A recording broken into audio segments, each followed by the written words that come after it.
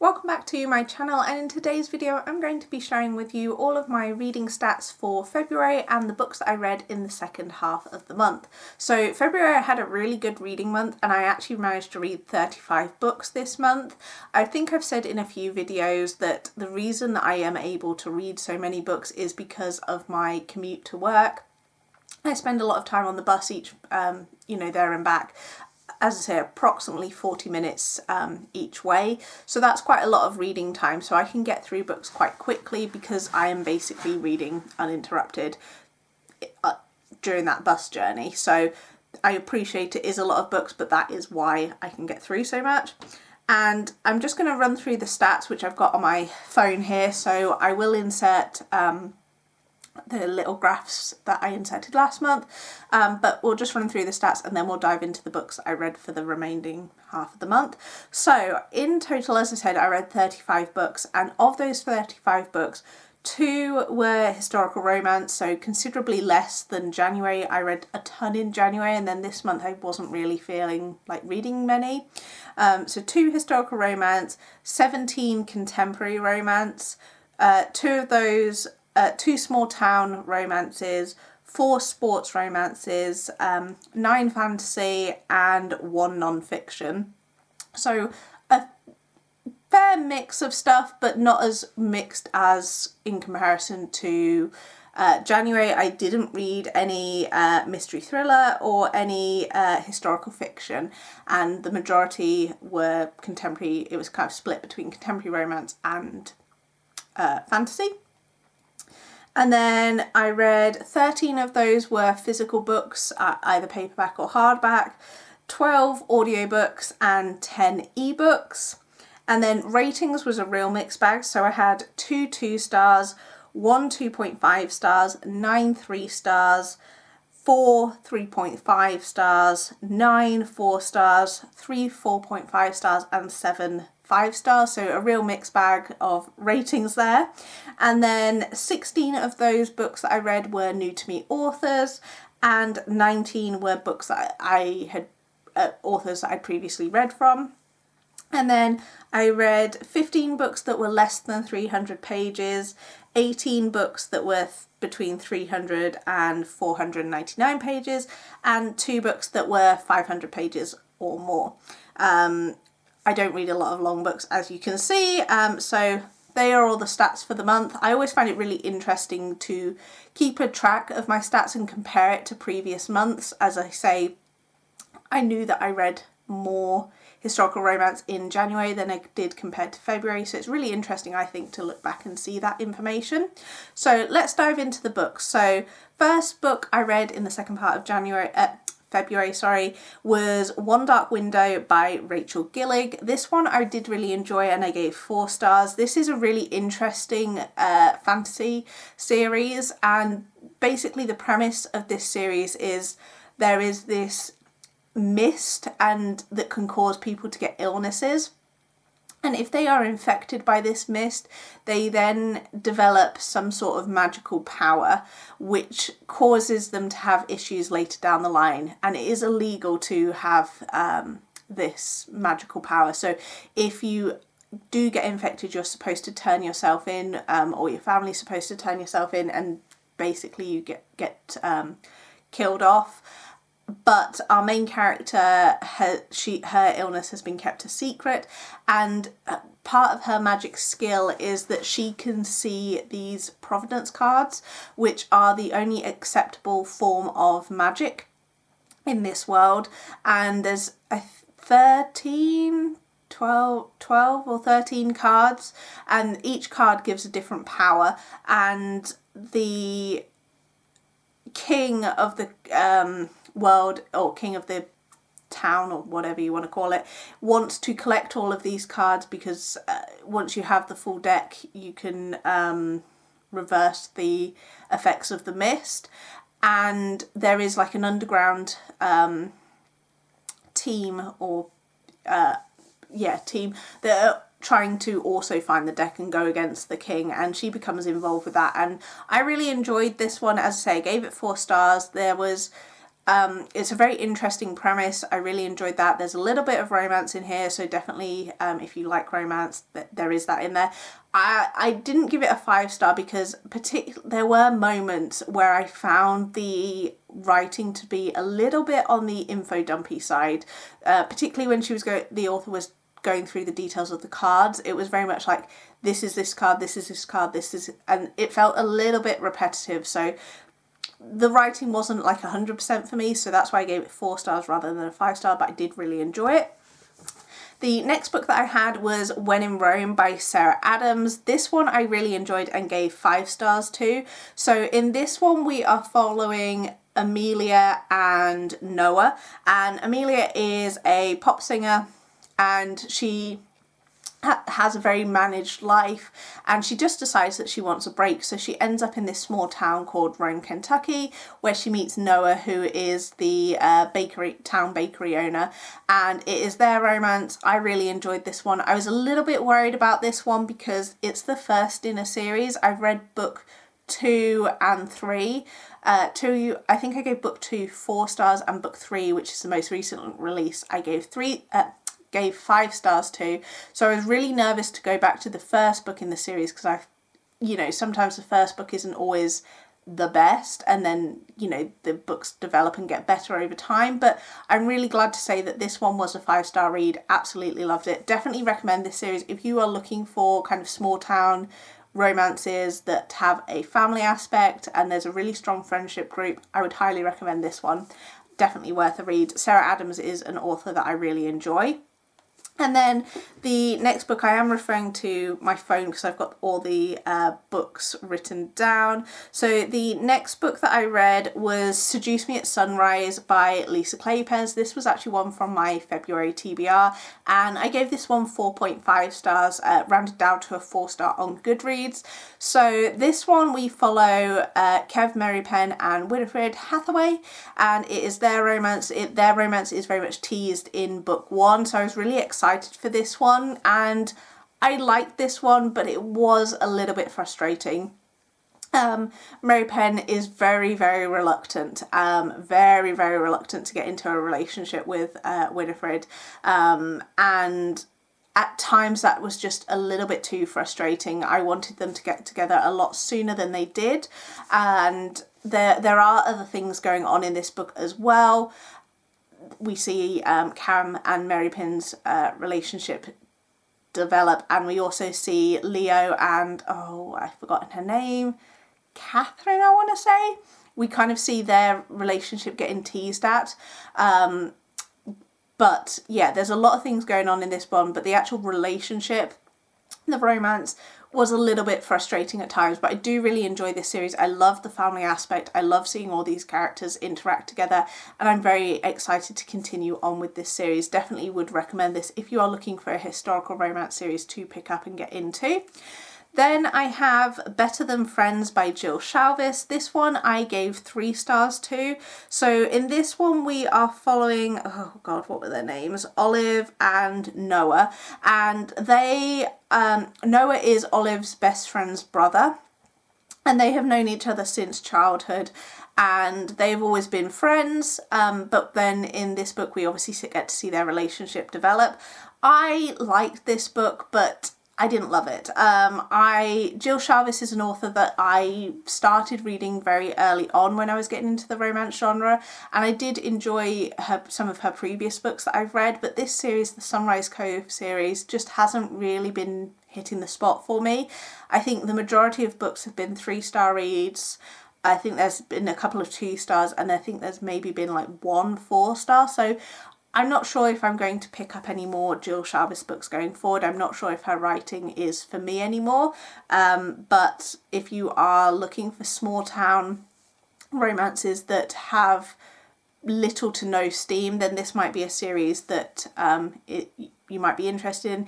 I'm just not vibing with her books anymore, unfortunately. Then we have A Fire in the Sky by Sophie Jordan, and I gave this one 3 stars. So this one is a dragon romance, and in this world dragons are believed to have been killed off, but we do see dragons, and this I can't remember what the main character was called actually. So we have Tamsin is the female main character's name. Tamsin has been brought up as, I think they call her the whipping girl, and basically in this world you can't hit royalty, so she is there to kind of help develop the princesses. So instead of the princesses being punished when they misbehave as young children, she is there to bear their punishment, and it is supposed to teach the princesses to behave, because if they behave then Tamsin doesn't get punished. And she's part of the royal family but not quite. And Fell is a soldier that has been protecting the kingdom, and he comes into the court and he basically demands to marry one of the royal family. He demands to marry one of the princesses, and the king and queen basically say, well, you can have Tamsin because she's kind of like a princess but not fully, and it is their romance. And this one was, the premise of it was very good. The book ends on a really big cliffhanger, and I believe there's going to be more in the series. I'm not 100% sure. I really hope there is, because I definitely want to read more. I think the problem with this book is because it was the first in a series, it is very much, there is a lot of info dumping and a lot of world building, so there's a lot going on in quite a short space of time. The book is just over 300 pages, so there's a lot happening in quite a short number of pages. I think it's got potential, and I would definitely pick up future books in this series, but this one wasn't a favourite. Then we have Twisted by Emily McIntyre, and I really loved this one, and I gave this one 5 stars.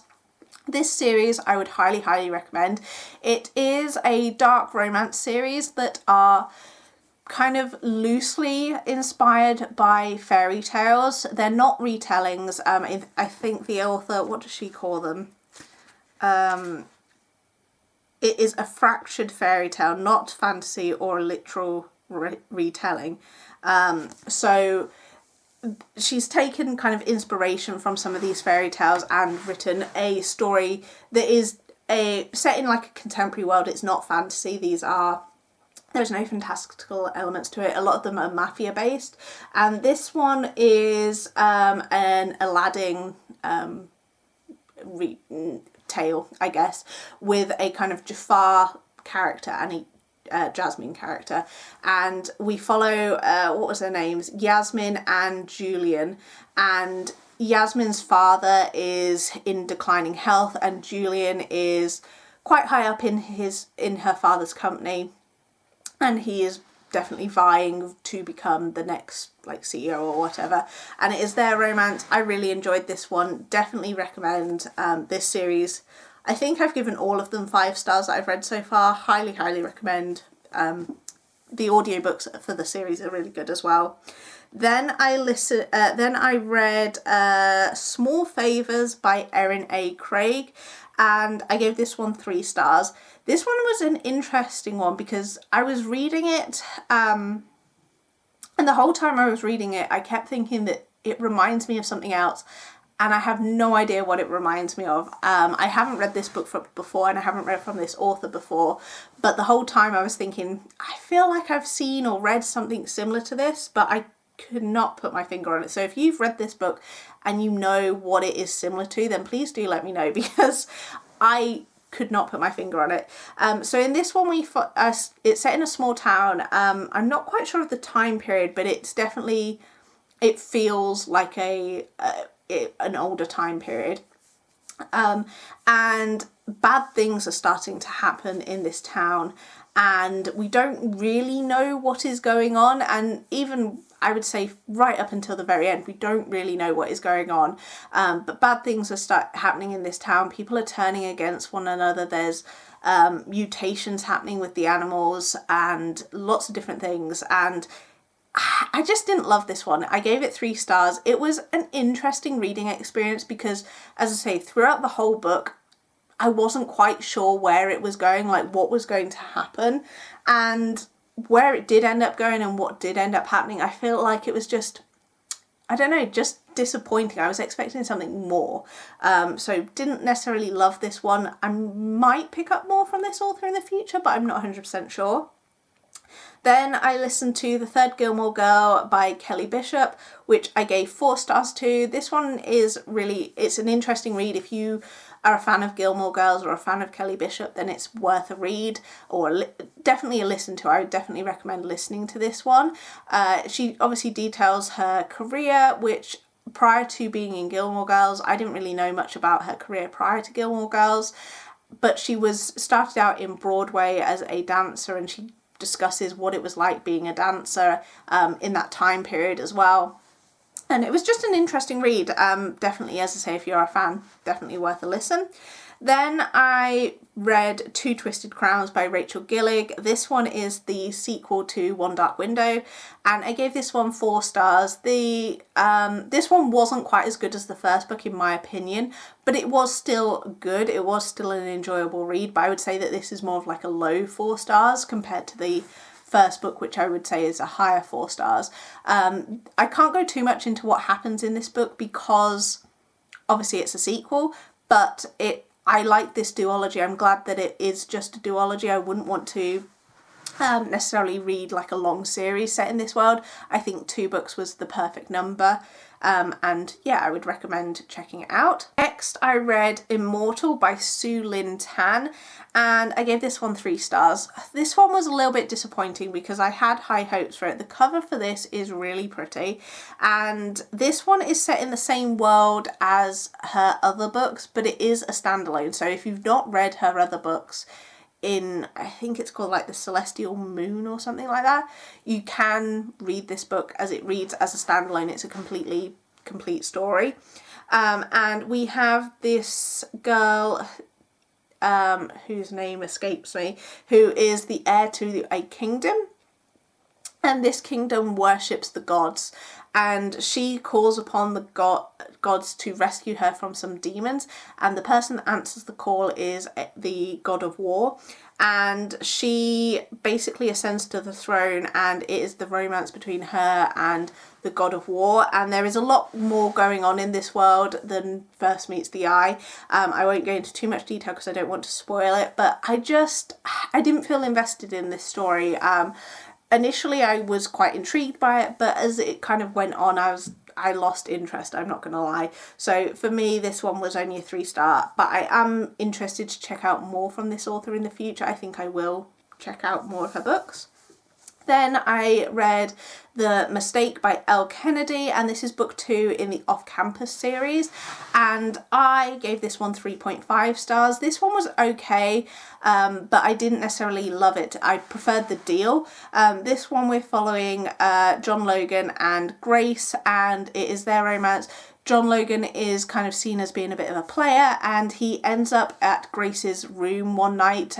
He mistakes her dorm room for one of his friends, and it's their romance. They spend a lot of time apart in this book, so that was one thing that did distract me, because they are spending quite a lot of time not being together, and there's a lot of other elements that are going on, you know, behind the scenes. His father is struggling with alcoholism, and that takes up a big part of the book, which definitely did detract from the romance, which when you're going in reading a romance, you want to spend as much time with the 2 main characters as possible, but we didn't get to see that. So not my favourite from the series. I definitely will be continuing on though and reading future books in the series. Next I read Watch Me by Stacey Kennedy, which was on my February TBR, and I gave this one 3 stars. So in this one we follow Zoe and Reese, I want to say. Is that right? Yeah, Zoe and Reese. And Reese is an owner of a sex club, and Zoe goes to this sex club to lose her virginity in one of the shows to get back at these 2 guys who had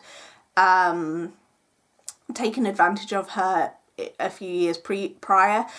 They had drugged her and taken indecent pictures of her without her consent or her knowledge, and she wants to basically prove to them that she wasn't the slut that everyone labelled as labelled her as because of this incident.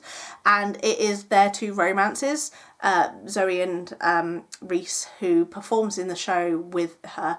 And the premise for this sounded really good, but the execution I just didn't love. The romance wasn't my favourite thing, and yeah, I was a little bit disappointed, but I would consider reading more books in this series because there is a romance between Zoe's friend and Reese's friend that is kind of teased in this book, so I would consider reading more from this author in the future. Then I read If the Ring Fits by Camilla Islay, and I really enjoyed this one and gave this one 4 stars. So in this one we follow oh god, what was their names?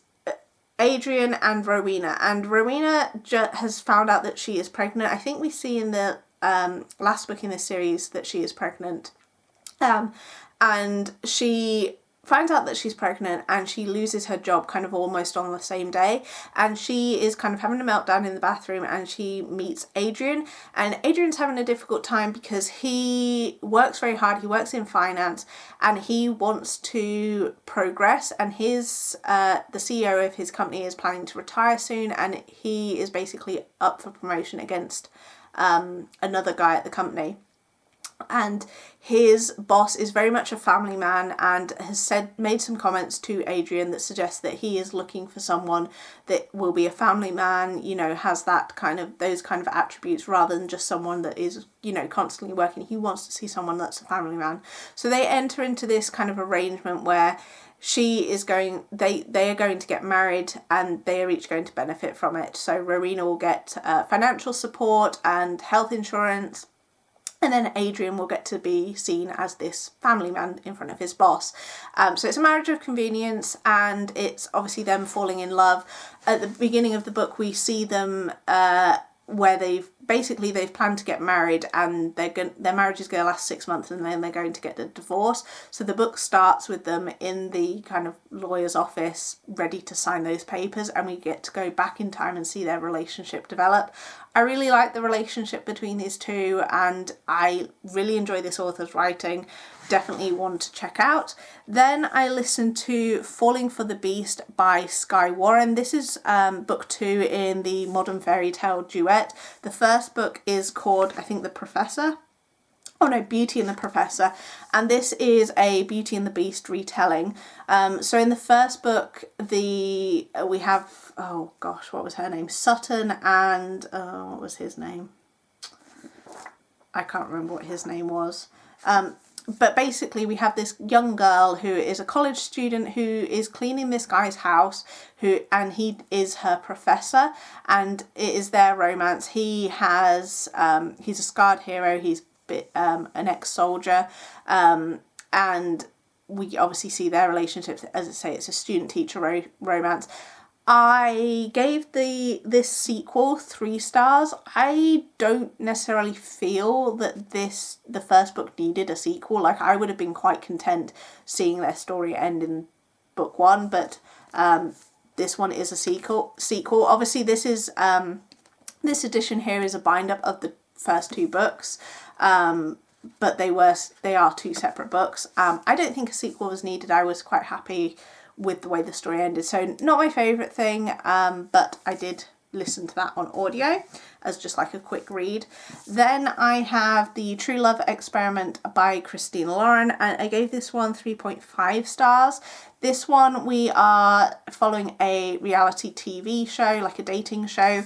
The female main character, Felicity, is a romance author, and we have Connor, who is a documentary producer. He normally does nature documentaries, but his boss says they're not performing very well, and so he basically tells him to do this dating show. And the idea behind this dating show is there's going to be different guys that go on, and they are different hero tropes, I guess you could say. So there's like a cinnamon roll hero, I think there's a firefighter, a cowboy, a vampire, like lots of different like hero types that we like to see in romance books, and it ends up obviously being Felicity and Connor's romance. And this one was okay, like it wasn't anything like super special, but I didn't there wasn't anything like offensive about it. It was just an okay read. Christina Laurent is a little bit hit or miss for me. I feel like their books are a little bit overhyped, so their more recent ones I haven't necessarily loved, but this one was okay. I realised when I started editing my video that I actually forgot to talk about 3 of the books that I read this month, so that is why the lighting and position might seem slightly different in these next few clips as I talk about these 3 books that I missed. But without further ado, I'm going to jump into those 3 books so I can get this video edited. So the one that I want to mention is The Friendship Club by Robin Carr. This one I gave 4 stars to. I really enjoyed this one. I listened to it on audio. I really enjoy reading Robin Carr's books by listening to the audiobooks. They are narrated by Therese Plummer, and I really like her audio narration. I've read quite a few of Robin Carr's books. I've read the Virgin River series and the Grace Valley series, and I think a few of her standalone ones as well. And most of them I have listened to on audiobook, and I would definitely recommend that because that is one of the best ways to consume her books, I think, because I just love Therese Plummer's narrations. But this book follows 4 different women and their kind of friendships and relationships. Robin Carr's books, I would say, are definitely lean more into women's fiction rather than romance, but I really like that aspect. Sometimes it's nice to read some women's fiction as opposed to straight up romance. I love the friendship aspect in here, and it was just a really fun, good time read. And then the next book I read was Retrograde by Emily Carter. This one I didn't love as much and gave 3 stars. This one is a racing romance, and it is a friends to lovers romance. So we have Brett and Lucy. They have been friends for years. Lucy works on the social media team for Brett's racing team, and Brett is struggling with issues with alcohol, which does take up a large portion of this book, and there is definite talk about his struggles. There is also mention of suicide because Brett's father died in that way, and there is discussion of how that impacted Brett. So there is quite a lot of heavy stuff going on in this book, which did detract from the romance. These characters spent quite a lot of time apart, so the romance, when they finally admitted that they did have feelings for each other, that was quite rushed and happened very much towards the end of the book. So that's why I didn't necessarily love this one and gave that one 3 stars.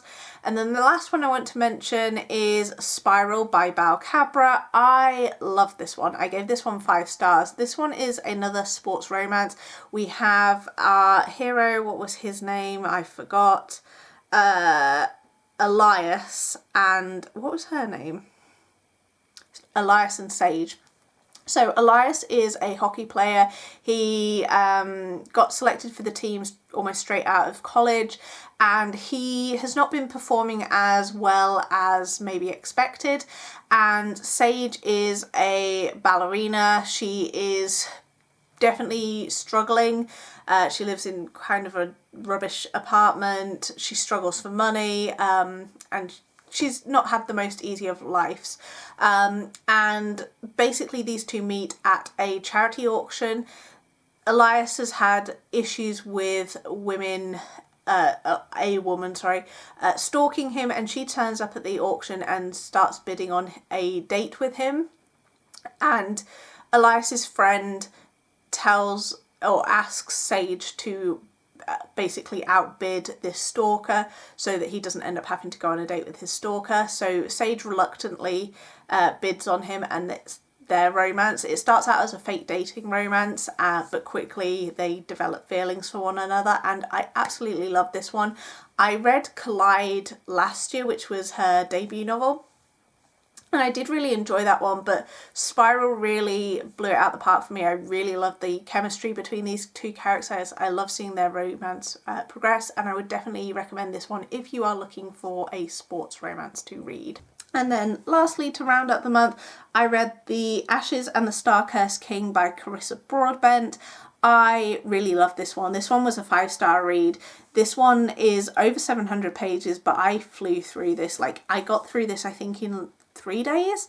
I just couldn't put this one down. I wanted to keep reading it. I can't really say too much about what this one is about because it is a sequel, but if you are looking for a vampire book that isn't just kind of a fluffy light vampire, there is fighting in this series, there is death. Definitely recommend checking it out, and I'm really excited to read the future books in this series. Yeah, can't wait. And they are all of the books that I have read for the second half of February. I had a really good reading month and I'm very hopeful and excited for March to see what that brings. I hope you guys enjoyed this video, and please do feel free to share with me what you read in February. I love to hear what everyone's been reading, and I will see you guys in my next video.